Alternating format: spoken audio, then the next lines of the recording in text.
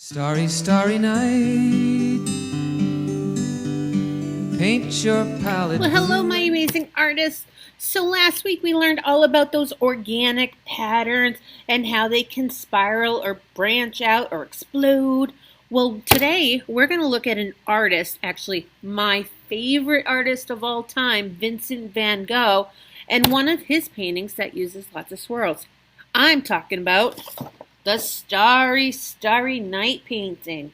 So you can see that he uses all sorts of swirls and designs in his painting, and those are called brush strokes, those fast, quick lines that he paints with.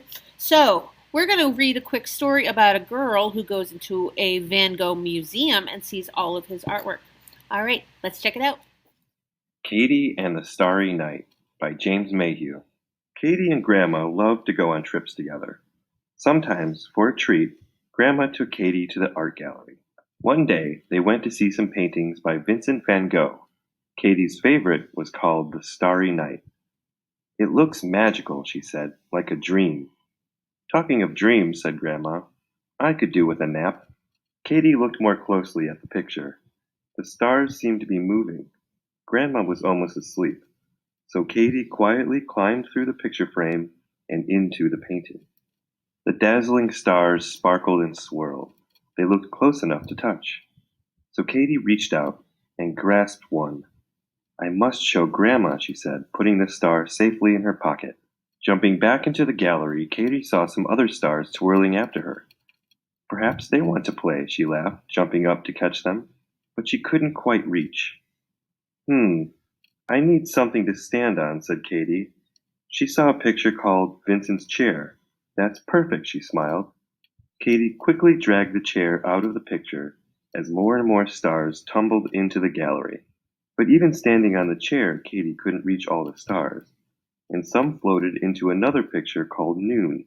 She decided to chase after them, and so climbed through the frame. A young couple were napping in the shade on a hot summer's day. The stars tumbled into the sky, and night soon fell upon the countryside.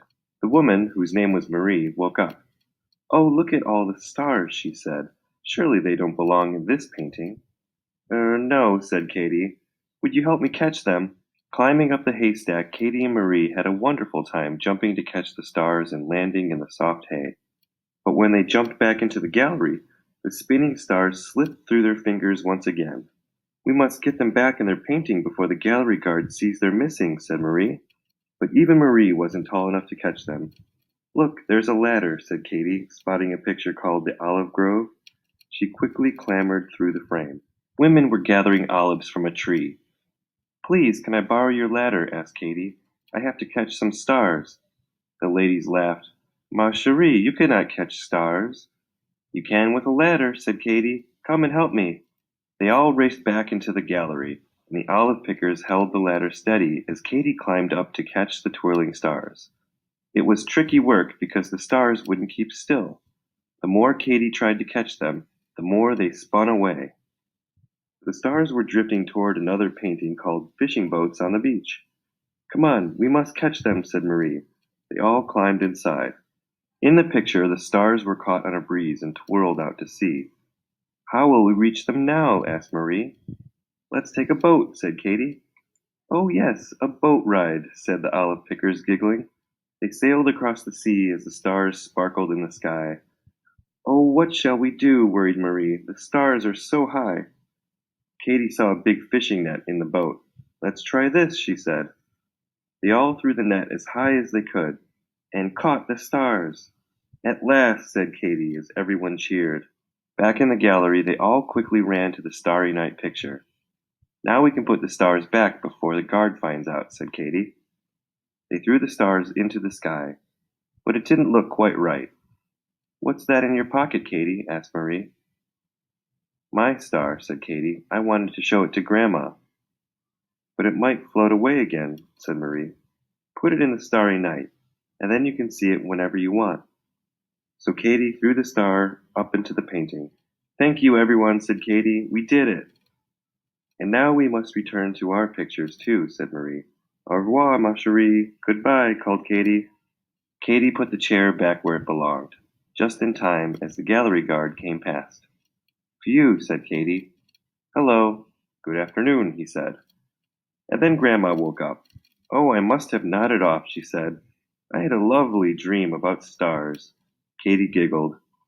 That night, Katy and Grandma looked out of the window. It was a beautiful starry night. The stars look almost alive, said Grandma. Perhaps they are, laughed Katy. Grandma smiled. Perhaps, she said. Good night, Katy. I love how imaginative Katie is and how she sees all of those paintings come to life. So, speaking of paintings coming to life, we're going to make our own Starry Night in 3D. We're going to actually be making what we call a diorama, which means it's a 3D picture. All right, let's go. All right, so to first start making our diorama, we're going to have to fold in half our paper once and twice. So that's going to show me where the middle of my paper is. Okay. So now on the short side, so that means my paper is going vertically up and down, I'm going to cut this line all the way up to the middle.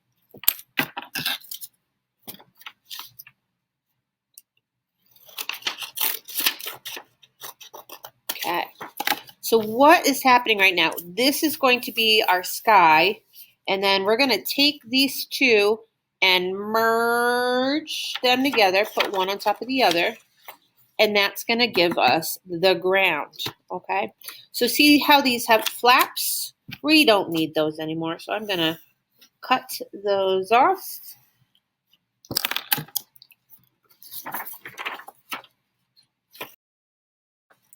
And now my paper is ready to go. All right, so I've got a picture on my phone of the starry night. So as you can see, there are lots of swirls. You can see that texture he uses with the very quick brush strokes. Okay, so we are going to use crayon, and I want you to find those warm colors, those yellows and oranges, reds, and definitely some white, because that's going to give you a really cool design. Okay. So the first thing I notice is the moon. So I might put my moon here. You can put it here. You can put it here. You're not going to go below this line. So this is all going to be my sky. So make it choppy. I know I can blend colors. I can put a little yellow in there. All right. And then what do we notice? Those lines, those brush strokes go all the way around. So I'm going to grab a yellow, and I'm going to just make lines around my moon. If I want it to be brighter, I'll put more lines together. I can even add some white in here. That looks pretty neat. All right, so what else is in the sky? So I see some glowing stars. Let's go back to my orange. I'll put a little star here, a star here, here, and then I'm going to repeat the same thing. Those quick brush strokes right around it.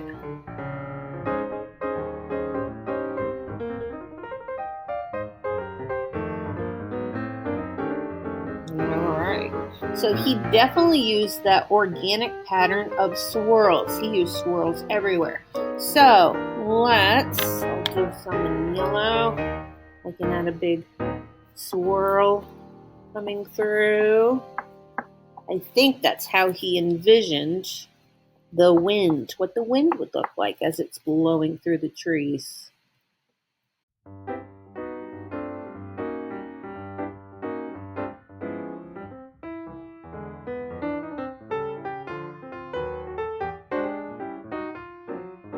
And I even noticed that he's got different color blues. He's got some dark blues and some light blues.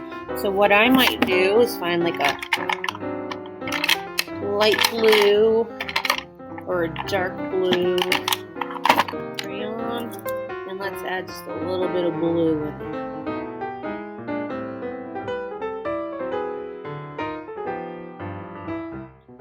So what I might do is at the very bottom, I'm going to do like a little town scene because it's going to look like it's far off in the distance. So let's see.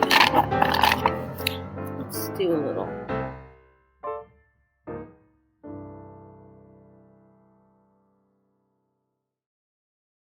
All right, so this is the sky that we're going to paint in a few minutes. So one of these is going to be your ground. So maybe you want to add from the diagonal a road. You can add a road. We're going to be putting some 3D buildings on it. Okay, so there's a road. Maybe you want to do some grass. Again, we're looking painterly.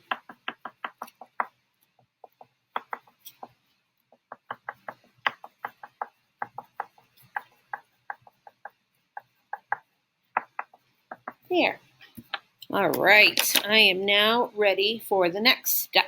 So this is a watercolor resist. That means we did the crayon on the bottom, and when we paint over it, the crayon's gonna show through the paper, okay? So since we did warm colors for the stars and stuff, we're gonna use cool colors for the sky. So like blue and purple would be excellent sky colors.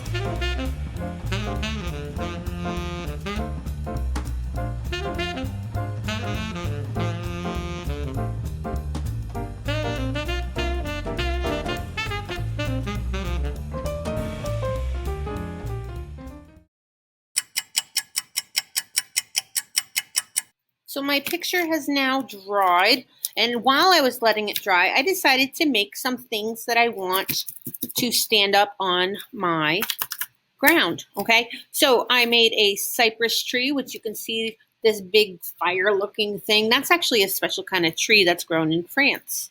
I also made a house and a car to drive on my road. Okay, so you can just use your construction paper. But notice I have a little square at the bottom of each of my objects. So what that is called a tab. And what we do with that tab is when I am ready to glue it, I will fold it back, put glue on it so it will stand up onto my diorama. All right, but first we got to make the diorama. So let's put some glue on that square that we didn't use. Starry, starry night. Okay, and then that is going to push behind the ground picture that I did. And we're going to have to hold it and let it dry. With eyes that know the darkness in my soul. Shadows There, it's starting to come together. All right, so what I'm going to do, hopefully you can see it. So remember that tab that I made? I'm going to put glue on my tree. And I'm going to stick it so it stands up. Right. Remember when we do any sculpture, we have to hold it till it is done. So count to 10. 1, 2, 3, 5, 6, 7, 8, 9, 10. All right, and I'm going to glue the other ones on. Tried to set them free. They would not listen, they did not know how. And now I have a 3D diorama of a starry night painting. All right, so I hope you enjoyed making your mini diorama. And just so you know, you don't have to do exactly like Van Gogh's. A lot of different people have made different creations of his artwork. Okay, so let me show you a couple examples real quick.